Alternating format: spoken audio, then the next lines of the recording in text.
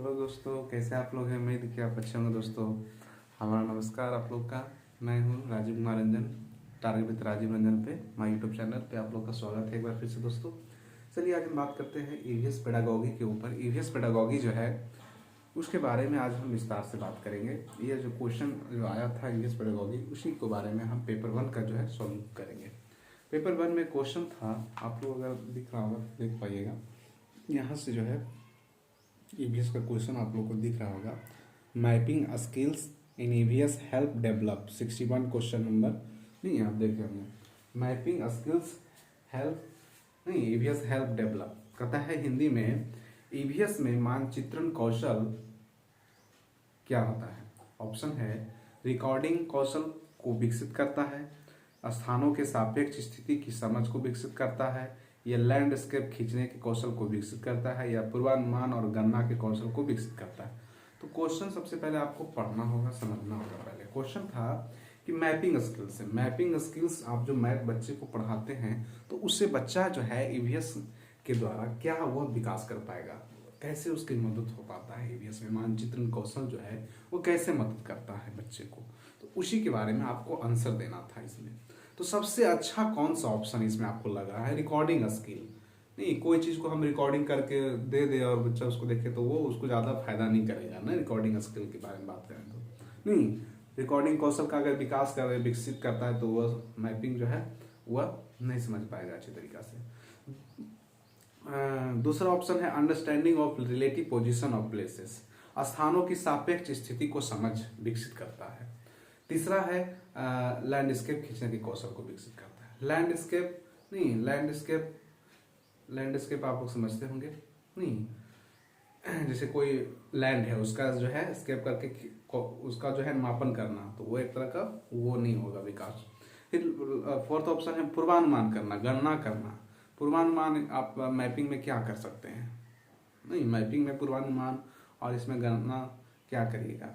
तो सबसे अच्छा ऑप्शन जो है इसमें स्थानों की सापेक्ष स्थिति की समझ को विकसित करता है।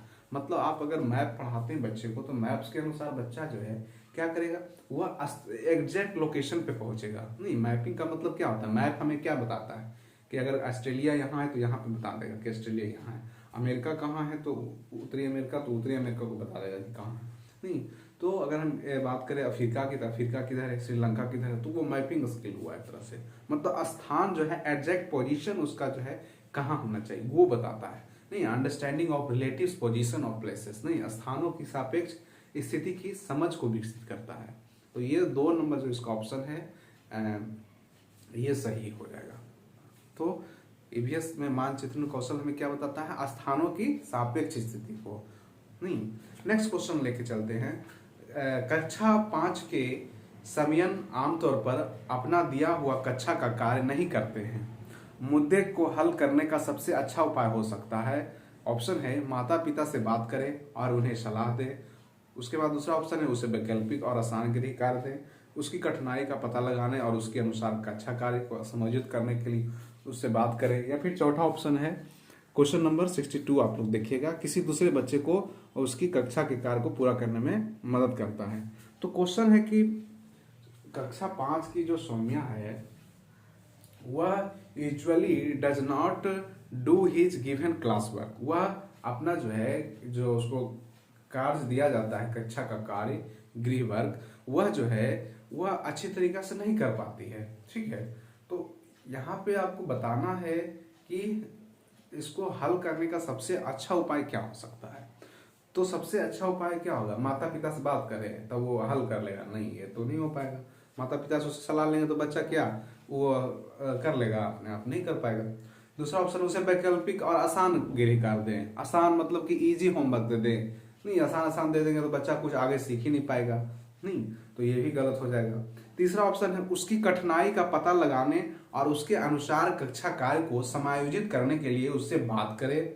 और चौथा ऑप्शन है किसी दूसरे बच्चे को उसकी कक्षा कार्य को पूरा करने में मदद करें। मतलब हम अपना होमवर्क अगर किसी बच्चे को दिए तो वो दूसरे बच्चे से जाकर उसको कहें कि उसका मदद कर दो, तो क्या होगा? वो सीख पाएगा? नहीं सीख पाएगा। तो तीसरा जो ऑप्शन है उसकी कठिनाई का पता लगाना, हम एज ए टीचर जो है हम लोग उसकी जो कठिनाई है स्टूडेंट के अंदर उसको पता लगाएंगे और उसके अनुसार कक्षा का कार्य करेंगे, नहीं उसके अनुसार समायोजित करेंगे कि बच्चे में कहाँ प्रॉब्लम है, कहाँ दिक्कत इसको आ रहा है। अगर मैथ का कोई चैप्टर अगर उसको नंबर समझ में नहीं आ रहा है तो नंबर्स के बारे में हम क्लास रखेंगे, नहीं उसकी कठिनाई कहाँ नंबर्स में, उसको प्राइम नंबर में दिक्कत है नहीं, या फिर इवन नंबर में दिक्कत हो रहा है या नेचुरल नंबर में दिक्कत हो रहा है, कहाँ उसको दिक्कत हो रहा है उसको हम पता करेंगे। एक टीचर का यही होता है काम, और जो है उसको जो है अकॉर्डिंगली हम काम करेंगे उसके क्लास वर्क में।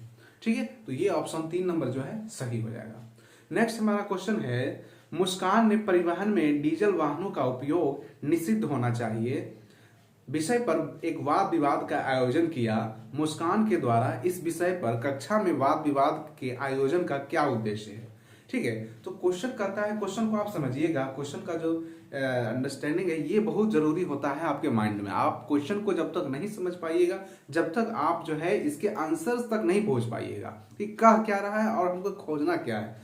तो क्वेश्चन कहता है कि मुस्कान ने परिवहन में डीजल वाहनों का उपयोग करते हुए, परिवहन में डीजल वाहनों का उपयोग निषिद्ध होना चाहिए, यह एक टॉपिक दिया गया है बच्चे को और उस विषय पर जो है वाद विवाद का आयोजन किया गया है। तो मुस्कान द्वारा जो है इस विषय पर कक्षा में वाद विवाद का आयोजन का उद्देश्य क्या है, नहीं जो हम ग्रुप डिस्कशन करवा रहे हैं तो उसका क्या उद्देश्य क्या है इसकी बात कर रहा है। ठीक है, डिबेट जो है उसका पर्पज क्या है। तो पहला है ऑप्शन, वह आधुनिक वाहनों के उपयोग के लाभों पर छात्रों को संवेदनशील बनाना चाहती है, या फिर यह इस मुद्दे पर छात्रों को कई दृष्टिकोण की सराहना करने में मदद करता है, या फिर वह पूरी तरह से परिवहन में डीजल वाहनों का प्रतिबंध लगाने की आवश्यकता पर छात्रों को संवेदनशील बनाना चाहती है। क्वेश्चन नंबर 63 आप लोग देखिएगा, यह छात्रों के विचारों को जानने और उन्हें सही करने में मदद करेगा। तो इसका ऑप्शन क्या होगा ये आपको बताना है। ठीक है, तो इसका ऑप्शन पहला जैसे है कि वह आधुनिक वाहनों को उपयोग के लाभों पर छात्रों को संवेदनशील बनाना चाहती है। ठीक है, मतलब कि वह जो है यह डीजल का जो वाहन है उसका उपयोग कम करना चाहिए, निषिद्ध होना चाहिए। तो इस पे वह मुद्दा पे वो बात करना चाहती है, बताना चाहती है उसके लाभों को। या दूसरा हो जाएगा कि इस मुद्दे पर छात्रों को कई दृष्टिकोण की सराहना मदद मिलेगा, नहीं इसमें कई उसका किसी का अप्रिसिएशन हम करेंगे, नहीं पर्सपेक्टिव करेंगे तो क्या उसको हेल्प मिलेगा। ये तो गलत लग रहा है। वह पूरी तरह से परिवहन में डीजल वाहनों को प्रतिबंध लगाने की आवश्यकता पर छात्रों को संवेदनशील बनना चाहते हैं, नहीं ऐसा कैसे हो जाएगा कि हम ग्रुप डिस्कशन करें तो हम जो है एकदम पूरी तरह से डीजल वाहनों को ही प्रतिषेध कर दे, नहीं निषेध कर दे। यह छात्र नेक्स्ट है, यह छात्रों के विचारों को जानने और उन्हें सही में मदद कराएगा, नहीं ऑप्शन क्या है कि हम छात्रों को विचार जानेंगे कि बच्चा जो है इस ग्रुप डिस्कशन पे क्या क्या अपना बोलता है उसके बारे में और उन्हें सही करने में मदद करेगा, नहीं तो उसमें मदद करेगा। तो इसका जो है इसका जो आंसर होगा यह आंसर हो जाएगा वह आधुनिक वाहनों के उपयोग के लाभों में छात्रों को संवेदनशील बनाना चाहती है, ये इसका सही ऑप्शन होगा। लेकिन एग्जामिनेशन हॉल में जो मैंने मार के आया है वह है यह छात्रों के विचारों को जानने और उन्हें सही करने में मदद करेगा, नहीं तो इसमें जो है थोड़ा सा कंफ्यूजन होता है बच्चे को कि आखिर इसका सही दो को है सेम है, लेकिन कहीं ना कहीं हमें जाना चाहिए क्वेश्चन 63 का ए के साथ ही जाना चाहिए क्योंकि ए ही इसका राइट आंसर होगा। अब देखिए सीबीएसई जो है अपना आंसर की सेकेंड वीक ऑफ फरवरी में जारी करेगा तो उसमें क्या आता है वो हम लोग देखेंगे, लेकिन पहले ये क्वेश्चन डाउटफुल होता है। इसको ऐसे तो होना चाहिए यह छात्रों को विचार जानने की, नहीं सबका क्या क्या है, इसका ग्रुप डिस्कशन हो रहा है ना, तो ग्रुप डिस्कशन में हम सबका जानेंगे कि वो क्या कहता है वो क्या कहता है, इससे क्या होगा उनमें सही मदद भी मिलेगा एक दूसरे को। ठीक है, और या आधुनिक वाहनों का उपयोग लाभों पर संवेदनशील बनाना चाहती है। हाँ ये भी हो सकता है कि हम नए तरह का जो जितने भी वाहन है उसके बारे में हम उसकी जो है उपयोग को कैसे छात्रों को लाभ पहुंचाएं उसका संवेदनशील बनाना चाहते हैं, तो ये भी होगा। मैंने तो वो मारा है। चलिए नेक्स्ट क्वेश्चन हमारा है वह है, कुछ हजार साल पहले भारत में तालाबों के निर्माण के अल बिरूनी के अवलोकन के आधार पर कक्षा 5 के ईवीएस के पाठ्य पुस्तक में एक अनुच्छेद है, इस अनुच्छेद को शामिल करने का क्या उद्देश्य होगा। तो ऑप्शन है आपके पास, यह इतिहास के स्रोतों की पहचान करने में शिक्षार्थियों की मदद करेगा, या फिर यह शिक्षार्थियों को उनके अवलोकनों की रिकॉर्डिंग में सुधार करने में मदद करेगा, या फिर यह शिक्षार्थियों को कुछ 1000 साल पहले भारत में मौजूद तकनीक सराहना में मदद करता है, या फिर यह शिक्षार्थियों को इतिहास के साक्ष्य की भूमिका को सराहना में मदद करता है। तो क्वेश्चन आप लोग देखिए यहाँ पे 164 का क्वेश्चन है आप लोग देखिए ये क्वेश्चन जो है कुछ इस तरीका से है ABCD, इसमें से राइट आंसर क्या होगा? तो इसमें राइट आंसर जो है कि क्वेश्चन कहता है कि भारत में जो तालाबे थे कुछ हजार साल पहले, उसके निर्माण में अलबरूनी जो है NCERT से क्वेश्चन पूछा गया है। ठीक है, अलबरूनी के बारे में। ठीक है, तो ये NCERT से है, EVS क्लास 5th में। वह जो है कहता है यह इतिहास बच्चे को जो है यह इतिहास के स्रोतों को पहचानने में मदद करेगा। ये तो बात कंफर्म है एकदम कि बच्चा को जो है, जैसे जो हम देखते हैं अपना जो आसपास हमारा स्रोत है, नहीं विरासत में जो है, जैसे लाल किला कुतुब मीनार है, नहीं या कोई ताजमहल है, तो इस तरह से कहने का अर्थ है कि हम उस स्रोत जो है वो बच्चे को जानने में साक्ष्य के रूप में मदद करता है। नहीं कि हाँ हड़प्पा के बारे में हम हड़प्पा को खन के वहां जाके देखते हैं तो बड़ा ही इंटरेस्ट लगता है बच्चे को। तो A नंबर तो पक्का हो जाएगा। उसके बाद यह शिक्षार्थियों को अवलोकनों में मदद रिकॉर्डिंग, ये नहीं होगा। फिर कहता है यह हजारों साल पहले भारत में मौजूद तकनीक को सराहना मदद करना, ये भी नहीं होगा। D नंबर है कि यह शिक्षार्थियों को इतिहास के में साक्ष्य की भूमिका की सराहना में मदद करता है। हाँ ये D हो जाएगा, मतलब इसका आंसर A और D हो जाएगा। तो ठीक है, A और D हो जाएगा, मतलब इतिहास के स्रोतों को पहचान करने में शिक्षार्थियों को मदद करेगा, और दूसरा कि यह शिक्षार्थियों को इतिहास में साक्ष्य की भूमिका को सराहना में मदद करता है। ठीक है, तो ये था। नेक्स्ट क्वेश्चन है हमारा EVS पेडागोगी का।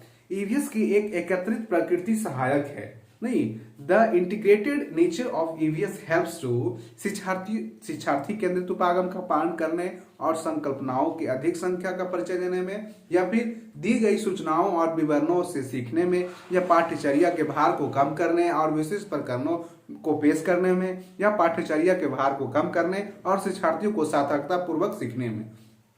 तो इसका ऑप्शन क्या हो जाएगा? देखिए यहाँ पे कहता है कि EVS जो है वह the integrated nature of EVS है, नहीं प्राकृतिक जो है EVS के एक एकीकृत प्राकृतिक सहायक है। क्या चीज में? शिक्षार्थी नहीं, child centre approach introduce larger number of concept, नहीं तो इसका ये भी नहीं होगा, क्योंकि दूसरा है दी गई सूचनाओं विवरणों को सीखने में, नहीं सूचना विवरण से सीखने में नहीं आएगा। तीसरा है पाठ्यचर्या को भार कम करने, ये इसको मतलब नहीं है बच्चे को। ठीक है, पाठ्यचर्या को भार को कम करने और शिक्षार्थियों को सार्थकता पूर्वक सीखने में। तो ये शायद ये जो है आंसर इसका सही हो जाएगा। नहीं, पाठ्यचर्या को भार कम करने और शिक्षार्थियों को सार्थकता पूर्वक सीखने में मदद करता है। ठीक है, ऐसे फर्स्ट के साथ भी आप कुछ बच्चे जो फर्स्ट में भी शिक्षार्थी केंद्रित उपागम, नहीं इसमें भी कुछ लोग बच्चे का जो है आंसर आया है, लेकिन सही इसका आंसर जो हो जाएगा 4 नंबर, पाठ्यचर्या को भार करने कम करने में, ये सही हो जाएगा। ठीक है, तो हमें इसके साथ चलना है। देखिए क्या होता है। ऐसे तो जब तक ऑफिशियली जो आंसर की जारी नहीं होता है तब तक विवादास्पद क्वेश्चन कुछ है लगभग। नहीं, पेपर 1 में भी 4 से 5 क्वेश्चन जो है कुछ विवाद है, और उसके बाद पेपर 2 में भी कुछ 4 से 5 क्वेश्चन जो है विवादास्पद है। तो उसके बारे में जब आयोग का जो है जब आएगा, जब अपना आंसर की जारी करेगा तो उससे हम लोग मिला लेंगे एक बार फाइनली, और देखेंगे हमें कितना मार्क्स आ रहा है।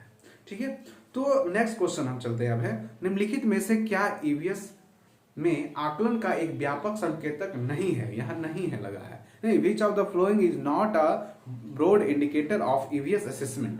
ठीक है, तो पहला है concept of equality, concept of mapping, cooperation या कंसर्न ऑफ जस्टिस। तो समानता के प्रति सरोकार, अवधारणा मानचित्रण या सहयोग या न्याय के प्रति सरोकार। तो हमें जो है EVS का आकलन जो है एक व्यापक संकेतक नहीं है, यहाँ नहीं है, ध्यान दीजिएगा। तो समानता के प्रति सरोकार ये तो सही हो जाएगा, अवधारणा भी होना चाहिए, मानचित्र ये भी सहयोग भी करना चाहिए। तो इसमें एक गलत है जो न्याय के प्रति सरोकार, कंसर्न फॉर जस्टिस, ये गलत हो जाएगा, यही इसका सही आंसर होगा। चलिए नेक्स्ट है हमारा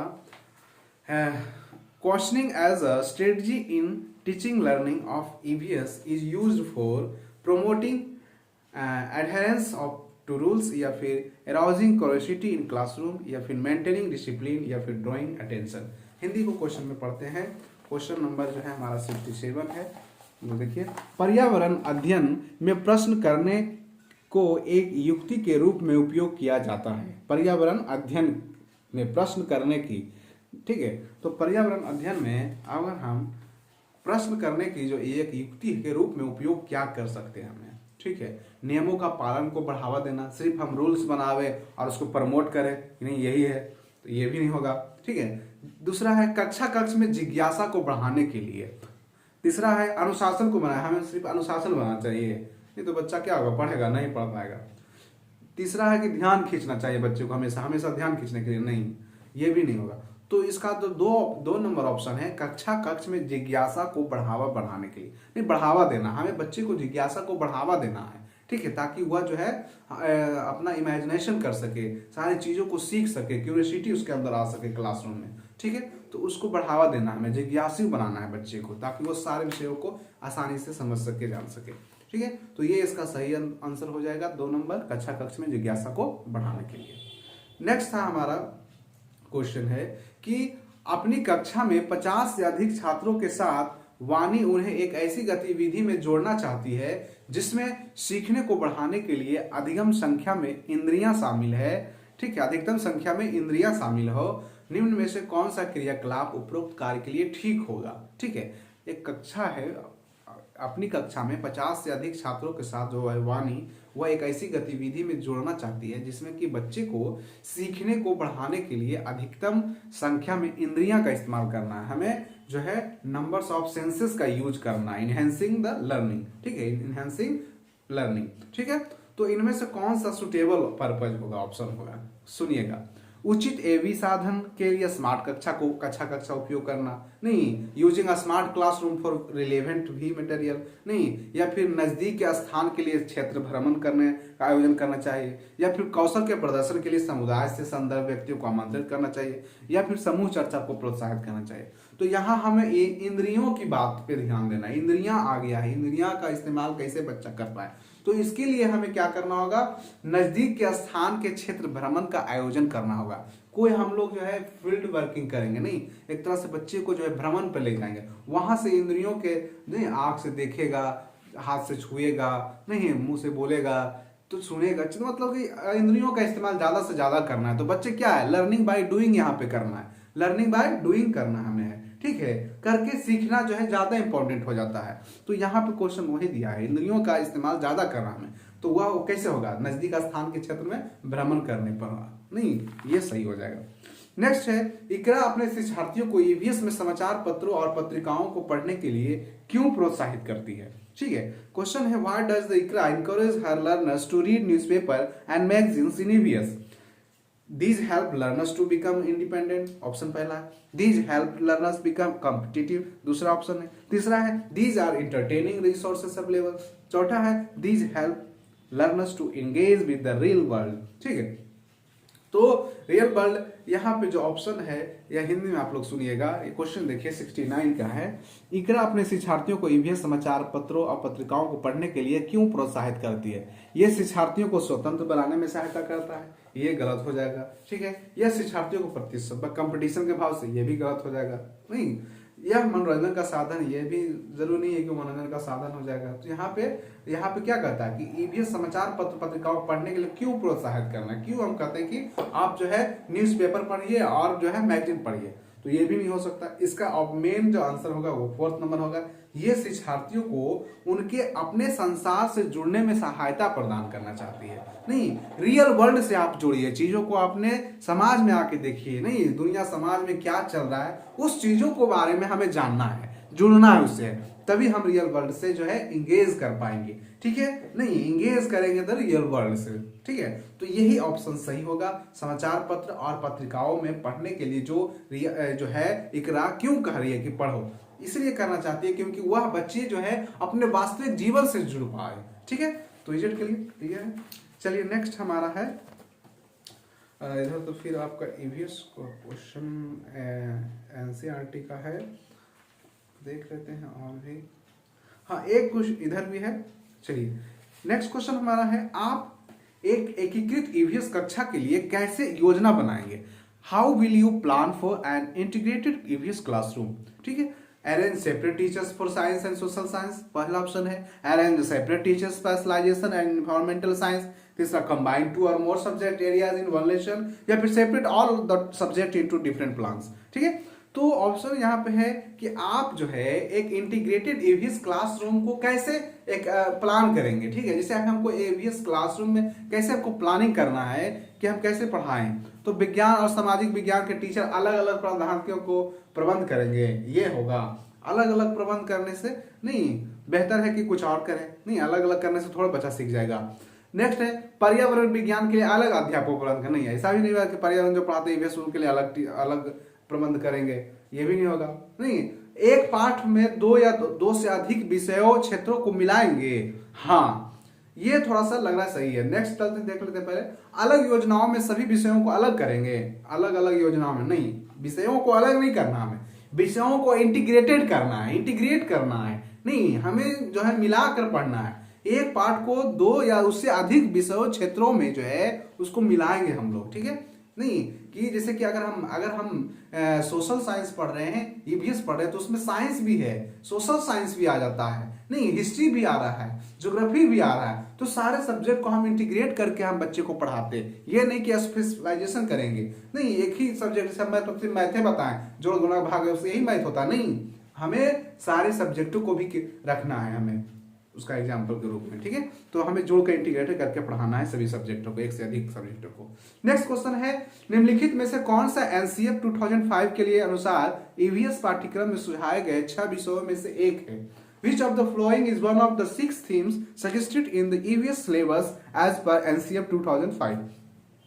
2005 का जो एनसीएफ आया था उसका सिलेबस में जो है क्या ईवीएस के बारे में सजेस्ट किया गया है, ठीक है। एनसीएफ 2005 में क्या सजेस्ट किया है, ठीक है, ईवीएस के लिए सुनिएगा ऑप्शन इसका। चीजें जो हम बनाते हैं, things we make and do, ये था, या फिर हाउ थिंग्स वर्क, या फिर मटेरियल, या फिर नेचुरल रिसोर्सेज, ठीक है। तो इसका सही आंसर हो जाएगा things we make and do, things we make and do. ये इसका पाठ्यचर्या का जो ईवीएस 2005 है इसका सिलेबस है, थीम्स है, ठीक है। तो थीम्स आप लोग जब पेडागोगी आप जब करिएगा ना ईवीएस तो उसमें पढ़ना है, ठीक है।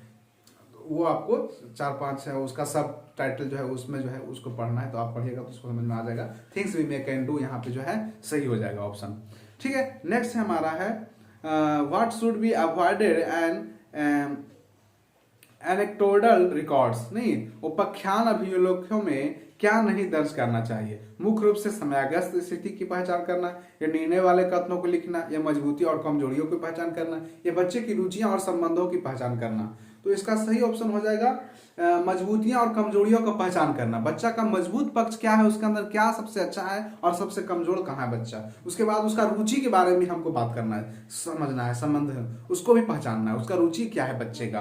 तो इसका सही ऑप्शन हो जाएगा सी एंड डी हो जाएगा, ठीक है, सी एंड डी हो जाएगा। चलिए नेक्स्ट क्वेश्चन है हमारा कि अस्मिता अपने शिक्षार्थियों को कार्य से संबंधित लैंगिक विषमता और रूढ़िवादी छवियों के प्रति संवेदनशील करना चाहती है। अस्मिता को निम्नलिखित में से अपनी कक्षा में क्या करना चाहिए, ठीक है। क्वेश्चन यहाँ पे आप देख सकते हैं, केवल लड़कों के प्रति कक्षा को साफ करने की सलाह कहना, या फिर एक छात्र की मां को कक्षा में आमंत्रित करना जो ऑटो चालक है, या रूढ़िवादी मॉडलों को छात्रों को प्रस्तुत करना, या फिर विभिन्न प्रकार के अर्थों का फ्लैश कार्ड को दिखाएं। नहीं, यहाँ पे आपको जेंडर डिसपैरिटी और जो है स्टीरियोटाइप्स रिलेटेड बारे में यहाँ पे सुमिता जो है अपने क्लास में क्या करेगी, क्या सबसे अच्छा होगा उसके लिए। नहीं, तो सुमिता अपने शिक्षार्थियों को कार्य से संबंधित लैंगिक विषमता, ठीक है, जो हम लोग डिस्क्रिमिनेशन करते हैं, जेंडर डिस्क्रिमिनेशन करते हैं, ठीक है, जेंडर डिस्पैरिटी करते हैं, और स्टीरियोटाइप्स जो हम लोग करते हैं, उसकी छवि को जो है संवेदनशील करने के लिए हमें अस्मिता जो है कक्षा कक्ष में क्या करना चाहिए अस्मिता को। तो हम सोचेंगे एक टीचर के अनुसार ना कि केवल लड़कों को बुलावे प्रतिदिन कक्षा से, हम लड़कों कहें कि तुम लड़का है डेली कक्षा साफ करो, या फिर लड़का डेली नहीं रोता है, लड़का कभी नहीं रोता है, ऐसा नहीं, ये लड़का हमेशा बलवान होता है, ऐसा भी नहीं। तो ये जेंडर स्टीरियोटाइप हो गया नहीं एक तरह से, ठीक है। या फिर दूसरा है रूढ़िवादी मॉडलों को छात्रों को प्रस्तुत करें। जो पेरेंट्स है या प्रेजेंट स्टूडेंट्स है वो स्टीरियोटाइपिकल मॉडल जो सिर्फ लैंगिक विभेदन की बात करे, नहीं ऐसा नहीं होना चाहिए। विभिन्न प्रकार के कार्य को फ्लैश कार्ड, नहीं ये भी नहीं होगा। एक ऑप्शन है एक छात्र माँ को कक्षा में आमंत्रित कर जो ऑटो चालक है, नहीं ये थोड़ा सा बहुत ही संवेदनशील एग्जाम्पल हो जाएगा, क्योंकि एक छात्रा की माँ जो है वह ऑटो ड्राइवर है, ठीक है। तो यहाँ पे जो है इसका एग्जाम्पल जो है बड़ा ही अच्छा है, क्योंकि ऑटो ड्राइवर जो है ज्यादातर मेल ही होते हैं, ठीक है, लड़के लोग ही होते हैं, ठीक है, मेल ही होते हैं। तो एक अगर फीमेल होगी तो उसमें जो है एक लैंगिक विषमता का यहाँ पे जो है रूढ़िवादी छवि के प्रति जो है इसमें उसका एक मानसिक उजागर हो पाएगा, ठीक है, बच्चे में कि नहीं एक महिला होके भी ऑटो ड्राइवर है। तो यहाँ पे जो है हमें ये बेस्ट एग्जांपल होगा। नेक्स्ट हमारा है, पुनीत ने अपनी कक्षा 5 में शिक्षार्थियों को मानव शरीर की एक रूपरेखा दी और उन्हें भोजन विषय पढ़ाने में पहले पाचन तंत्र को बनाने को कहा। पुनीता चाहता था क्या? अच्छे ड्राइंग कौशलों वाले शिक्षार्थियों की पहचान करना, या पाचन की प्रक्रिया को शिक्षार्थियों को मूल्यांकन करना, या फिर परीक्षण करना चाहती है कि शिक्षार्थी नामांकित है या नहीं, पाचन से संबंधित शिक्षार्थियों के विचारों को प्राप्त करना नहीं। तो पुनीता जो है अपनी कक्षा 5 में मानव शरीर की एक रूपरेखा दी और उन्हें भोजन के विषय पढ़ाने से पहले पाचन तंत्र बनाने को कहा। पुनीता, तो पुनीता क्या चाहती थी? तो पुनीता चाहती थी कि शिक्षार्थी पाचन से संबंधित जो शिक्षार्थियों के विचार जो है उसको प्राप्त कर सके, नहीं प्रीवियस नॉलेज, ठीक है, प्रीवियस नॉलेज जो है उस सब्जेक्ट का जो डायरेक्शन है उसका जो है वह जान सके कि बच्चे क्या इसके बारे में जानते हैं, सबसे पूछ सके, विचार उसके प्राप्त कर सके। तो ये सही ऑप्शन हो जाएगा। ठीक है, लास्ट क्वेश्चन है ईवीएस का पेडागोगी का। अब निम्नलिखित में से क्या रचनात्मक आकलन के संबंध में सही नहीं है? यहाँ नहीं लगाओ। इसके छात्रों की प्रगति की निगरानी करनी है, नहीं, ये भी नहीं होगा। रचनात्मक कौशल है ना यहाँ पे, ठीक है, फॉर्मेटिव असेसमेंट की बात हम कर रहे हैं। बच्चे को सीखने में कोई जानकारी रचनात्मक आकलन करने में मदद करता है, ये भी नहीं होगा। नहीं, रिपोर्ट कार्ड के प्रत्येक तिमाही में इसकी सूचना दी जानी चाहिए, ये नहीं। यहाँ पे क्वेश्चन क्या कहता है? रचनात्मक आकलन के लिए संबंध में सही नहीं है, सही नहीं है, लेकिन ऊपर वाला जो दो ऑप्शन हम पढ़े वो सही है, नहीं इसमें कह रहा ना। छात्रों को प्रगति निगरानी करनी चाहिए, सही है, लेकिन यहाँ नहीं कह रहा है। छात्रों को सीखने की जानकारी रचनात्मक मदद करता है, ये सही है, लेकिन नहीं हमको खोजना। तो रिपोर्ट कार्ड प्रत्येक तिमाही में इसकी सूचना देनी चाहिए, ये गलत है। नहीं, अधिगम को सुदृढ़ करने के लिए पर्याप्त अध्यापक को कार्रवाई करने में मदद करता है, ये सही है, लेकिन नहीं हमको खोजना। तो रिपोर्ट कार्ड के प्रत्येक तिमाही में इसकी सूचना दी जानी चाहिए, ये सही नहीं है, ये ऑप्शन आपका सही हो जाएगा। तो आज के लिए भी इस पेडागोगी हम लोग 15 क्वेश्चन किए लगभग। तो यहाँ पे आपका क्लास समाप्त होता है दोस्तों। तो इसका जो आंसर हो जाएगा वो क्या हो जाएगा? ये आपका बी नंबर हो जाएगा, understanding the relative position of places. ठीक है, तो हम लोग जो है मैं एवीएस का जो पेडागोगी कर लिए, एवीएस का जो एनसीईआरटी से क्वेश्चन पूछा था 30 पे 30 हम लोग कर लिए। नेक्स्ट हम लोग चलेंगे कुछ अदर टॉपिक्स पर, उसके बाद आप लोग चलिए नेक्स्ट मिलते हैं। जय हिंद दोस्तों।